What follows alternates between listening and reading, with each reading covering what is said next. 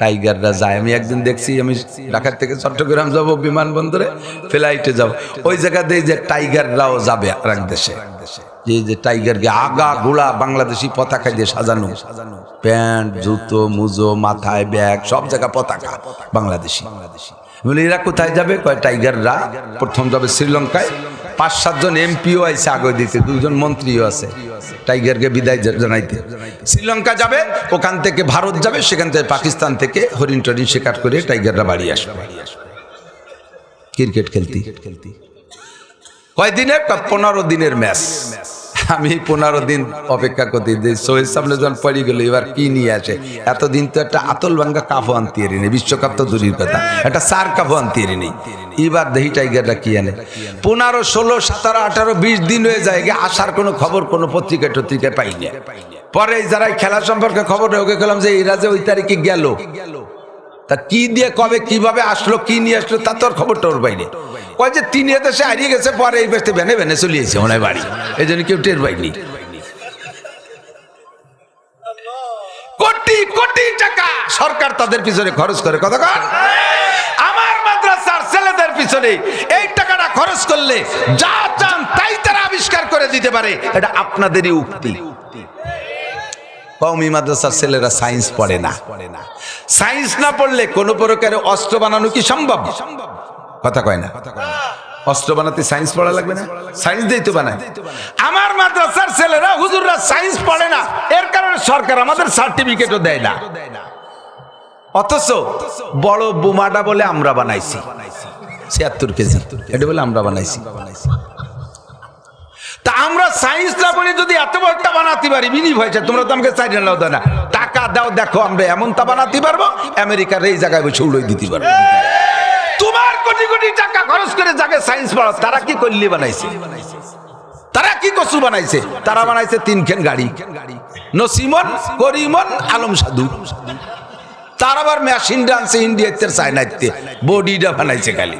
ও খালি আমার এই মাদ্রাসার হেফজখানার কোটি কোটি ফুলা পান গিয়ে দেহেনে কয়েন বানাই দিতে আরে।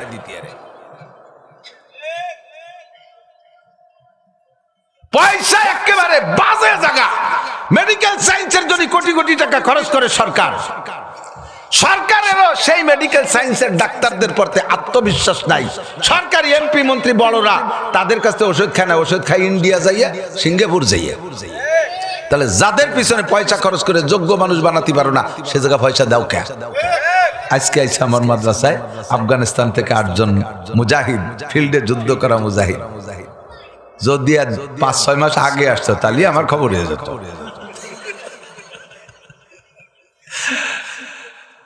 8 জন তবলিগের সাথে ইস্তেমার জন্য আসছে দেশে। আমার ইউনিয়নে 2 দিন থাকবে, আমার মাদ্রাসার মসজিদে অবস্থান।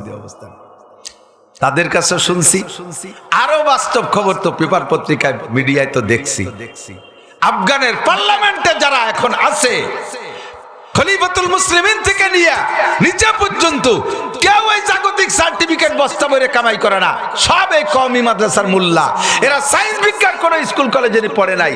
তারা এমন গাড়ি তৈরি করেছে জাপান আলার চোখ রাঙ্গা হয়ে যাচ্ছে। এই আফগানিকে গাড়ি যদি এইভাবে সাপ্লাই হয়, জাপানের গাড়ি চলবে না। মাত্র 2 বছরে পাহাড় খনন করে লম্বা টানেল তৈরি করছে, যা রাশিয়া আমেরিকা 40 বছরে পারে নাই। বালুর ভিতর দিয়ে রাস্তা খাল বানাইয়া এ সাগরের থেকে ওই সাগর পানি সাপ্লাইয়ের জন্য আমেরিকা রাশিয়া 40 বছর ধরে পারে নাই। বিশ্বের পরাশক্তি মহাক্ষমতাদার মোল্লারা 2 বছরে সেই খাল বানায় জাহাজ চলতেছে। তাহলে সায়েন্স বিজ্ঞান সব এই কোরআনের মধ্যে আছে। পয়সা দেন না, খয়রাত ময়রাত করে কি হয়? দোষ দেয় যে হুজুর যাবো মামারে, হুজুর আরে তারে। মিয়া আমাকে অত হুলুক না, বেতন পায় 10,000 টাকা, তাই দিয়ে ছেলে মেয়ে তো কত। তোমরা তো 1-1.5 বানায় থামিয়ে গেছো।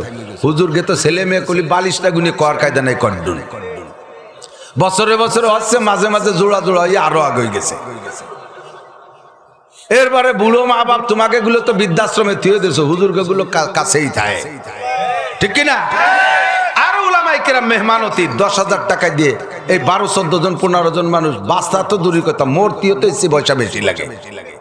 সেই টাকায় দিয়ে মা বাপ ভাই বোন ছেলে মেয়ে লেখাপড়া সবকিছু করিয়ে টরিয়ে খাওয়াই দেওয়া যায়। এরপরে আবার বোমা বানানোর জন্য আলাদা পয়সা, ও পয়সা আমাকে নাই, ও পয়সা তোমাকে ফাও টাকা, চুরিয়ার টাকা, টনমন মারা টাকা, এই আকাম তোমরা করো আর যাই দাইবে মৌলবীকে গাড়ে দোষ চাপাই দাও। কতক্ষণ আল্লাহ তাআলা এই সমস্ত দুর্নীতিকে প্রমাণ করে দেখায় দিয়েছে। দুর্নীতিবাজকে আল্লাহ তাআলা সাইজ করে দেয়, এখনো বিগত সাইজ করছে। এখনো যারা দুর্নীতি করবা তারাও কিন্তু জেনে রাখো সেই আল্লাহ আছে, যে আল্লাহ এক দলরে দুলাই দিয়েছে, সে আল্লাহ মরিয়ে যায়নি, তোমাকে জন্য কিন্তু আলাদা মুগুর বানায় রাখছে। দুর্নীতি করলে একটু বুঝে শুনে কইরো, হিসাব করে দুর্নীতি করো, নইলে ধুলাই মিশে যাওয়া। খুব সতর্কতার সাথে কাজ করতে হবে। শিক্ষিত অশিক্ষিত কখনো সমান হইতে পারে। হাল ইয়াস্তাবিল্লাযীনা ইয়ালামুনা ওয়াল্লাযীনা লা ইয়ালামুন। তাহলে সব মিলে বুঝলাম মানবতা হলো আমার শিক্ষার মূল। শিক্ষার মাধ্যমে যদি মানবতা অর্জন করতে পারি, যেই শিক্ষার মাধ্যমে, সেই শিক্ষা হলো জাতির মেরুদণ্ড। এবার সেই শিক্ষা কোরআন হাদিসের শিক্ষা ছাড়া শিক্ষা নাই। সব কিছু গুটিয়ে মুটিয়ে দেখে আসলাম, কোরআনের শিক্ষায় শিক্ষিতরাই অরিজিনাল মানুষ। এই জন্য নবী বলেন, ফাদলুল আলিমি আলাল আবিদি কাফাদলি আলা আদনাকুম। একজন কোরআন হাদিসের শিক্ষিত আলেম আর যারা কোরআন হাদিসের শিক্ষিত না, দুইজনের মধ্যে পার্থক্য কতটুকু? নবী বলেন, আমার মধ্যে আর তোমাদের মধ্যে সবচাইতে নিচু মানের একজন সাহাবা।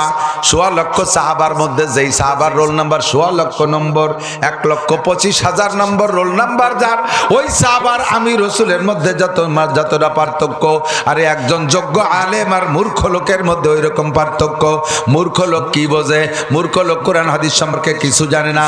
মূর্খের নামাজ হয় না, মূর্খের রজু হয় না, মূর্খের গোসল হয় না, মূর্খের পোশাক হয় না, মূর্খের ফজর ফরজ হয় না, ওয়াজিব আদায় হয় না, সুন্নত আদায় হয় না, ডালাও ভাবি খালি করে যাচ্ছে, কিচ্ছুই হয় না। জাননেওয়ালার নামাজ আর না জাননেওয়ালার নামাজ কোনোদিন সমান হইতে পারে? কথা বলেন, পারে? পারে না। বুদ্ধি বিবেক সমান হইতে পারে না। দেখেন মূর্খরা তবলিগ করে যাইয়া ময়দানে যায় মানুষ মেরে সাফ করে বেলায় দেয়। আমার মাদ্রাসায় ২০ লক্ষর উপরে ছাত্র আছে, এরও জানবাজ পাখি, একে ছেড়ে দিলে একেবারে বাজ পাখির মতো কাজ করে। এই ২০ লক্ষ ছাত্রদেরকে যদি ছেড়ে দেই, বাংলাদেশে তবলিগেরাই উল্টো পাল্টি যে কয়টা আছে, বারো হইয়ে সুন্দরবন পার হইয়ে বঙ্গোপসাগরে সুবই থুই আসতে পারে।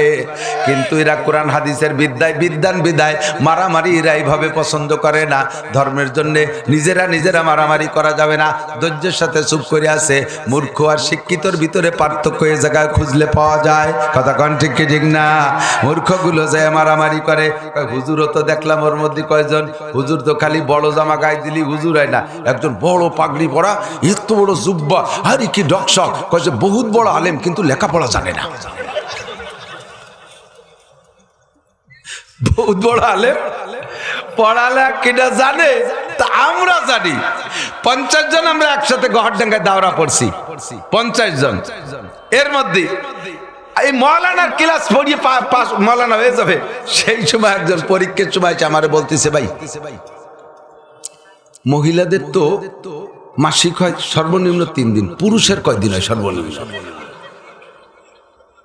গাধা, তুই মৌলানা হয়েছিস কি খাইয়ে? এবার শোন, তুই মৌলানা পাস করবি। হুজুর ওরে জিজ্ঞেস করছে, তুমি বলো তো বুখারী শরীফ কোন ফান্ডের হাদিস? ও কাজে গুরাবা ফান্ডের হাদিস। হুজুররা বসতে আপনার টের পাচ্ছেন না। মাদ্রাসার কতগুলো ফান্ড আছে, জাকাত ফান্ড, এ ফান্ড, ও ফান্ড, একটা হলো গুরাবা ফান্ড। তো ফান্ড মানে বিষয়। হুজুর জিজ্ঞেস করছে বুখারী শরীফ কোন বিষয়ের কিতাব? তো তা আরবিতে জিজ্ঞেস করতে কোন ফান্ডের কিতাব? তো বসে কোন ফান্ডের কিতাব? ও কাজে গুরাবা ফান্ডের কিতাব। এটাও মাওলানা। আমি সেখান থেকে ফার্স্ট স্টান্ড করে বের হয়েছি। ফারে ঘর সাথে সাথে ওই বছর আমি সাইকুল্লা দিছি, আর ওরে কোনো বক্তব্য নেয় না। অথচ ওর চেহারা ভালো, দেখতে শুনতে খুব বেশি, বহুত বড় আলেম, লেখাপড়া জানে না। এইরকম কতগুলো মূর্খকে সাথে যাইয়া মাস্তানি করে তাবলীগকে নষ্ট করতেছে। সাবধান থাকবেন, সতর্ক থাকবেন।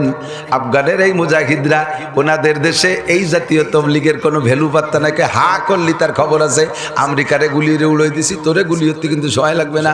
হয়ে দেশে তারা সব কিছু থেকে নিট অ্যান্ড ক্লিন, পরিষ্কার পরিচ্ছন্ন একটা ইসলামী হুকুমাত আফগানিস্তান। আল্লাহ আসমান থেকে রহমত, জমিন থেকে বরকত নাজিল করছে। যেই দেশের গাছে 1 কেজি ডালিম হইতে 5টা ডালিম লাগতো, মোল্লাদের হাতে আসার পরে সেই গাছ সেই জায়গায় আছে।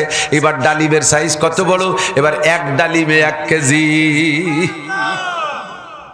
খালি বরকত আর বরকত।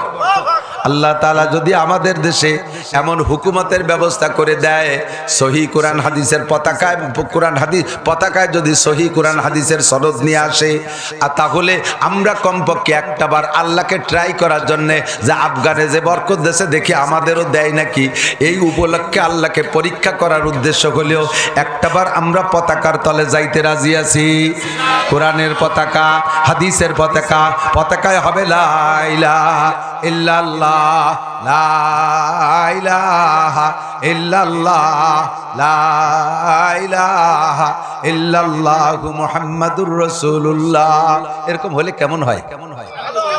না, অর্ধেক কয়জন কইছে, আর কয়জন মনে হয় উল্টো টানে আছে রে, ভালো না। আল্লাহু আকবার। এরকম হলে কেমন হয়? এরকম হলে কেমন হয়? আল্লাহর রহমত নাজিল হয়। ঠিক কি ঠিক না? আল্লাহ কবুল করুক, বলেন আমিন।